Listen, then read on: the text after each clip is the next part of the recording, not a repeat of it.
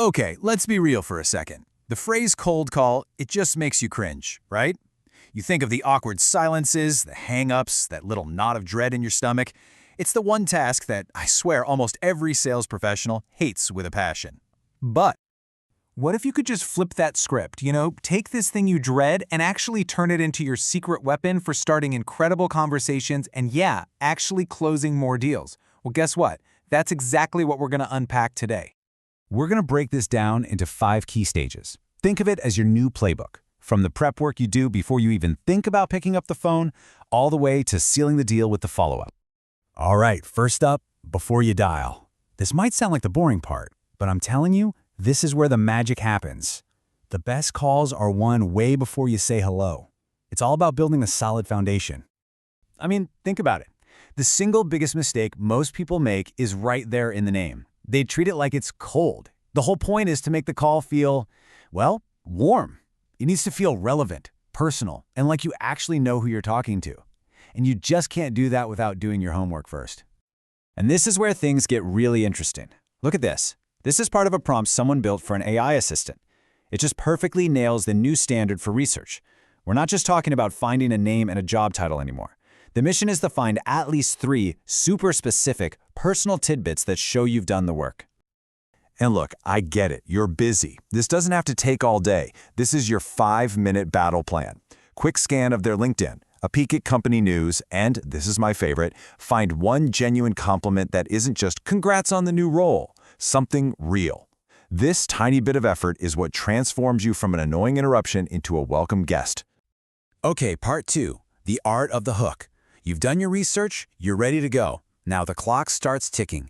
You've got about 15 seconds to earn the right to the next 30. No pressure. This slide just says it all, doesn't it? The old way is all about you. Hi, my name is, here's what we offer. And boom, their guard is up. But that new approach, it's a total pattern interrupt. It's a sharp strategic question about them, their competition, their risk. It immediately shifts the whole dynamic from a sales pitch to a consultation. So here's the bottom line. Lead with something valuable. An insight, a challenging question, a surprising stat. Your goal in those first 15 seconds isn't to sell your product. It's to sell the next 15 seconds of the conversation. That's it. Earn their attention. Moving on to section 3, mastering the conversation. So, you got their attention. Nice work. But now what?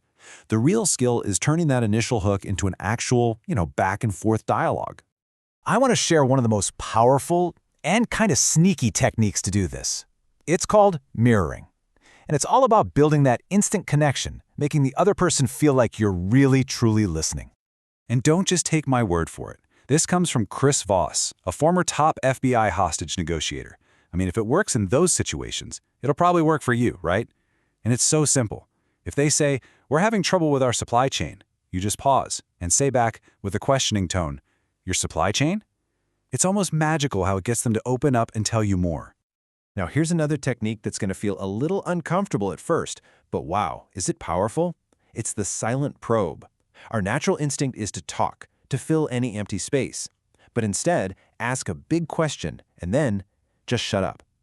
Wait for 4 seconds, 5 seconds, let them think. That silence is where they often reveal the really important stuff, the things that are actually on their mind. Which brings us to section 4, turning no into opportunity. Okay, this is it, the moment of truth, the objection. But here's the secret. For top performers, the objection isn't the end of the call. It's actually where the real conversation begins. It's a sign they're engaged. So instead of panicking, just breathe and follow this simple 3-step dance. First, pause. Seriously. Data shows the best reps pause for way longer. It shows you're not flustered. Second, validate them. That makes sense, or I hear that a lot. And third, propose a new way of looking at it. The classic feel, felt, found method is perfect here. I know how you feel. A lot of my clients felt the same way. But what they found was, it builds empathy instantly. Let's tackle the big one, price. Here's a script that's just perfect. It does everything we just talked about. It validates their concern, I understand the price, and then it beautifully pivots the conversation away from cost and over to value and ROI. It's not about getting a discount. It's about proving the investment is worth it. And that brings us to our last section, the fortune in the follow-up. You had a great call, you handled the objections, but you are not done yet. Not even close. The real wins, so often, happen long after that first call is over. Take a look at this number, 44%. Just let that sink in for a second. That is the percentage of salespeople who give up after making just one follow-up attempt. Nearly half the people in the game just drop out after the first try. Now, put that next to this stat. Only 2% of sales happen on that first contact. 2! The vast majority of businesses won on the 5th, 6th, maybe even the 12th follow-up. When you see those two numbers together, it's pretty clear. Persistence pays.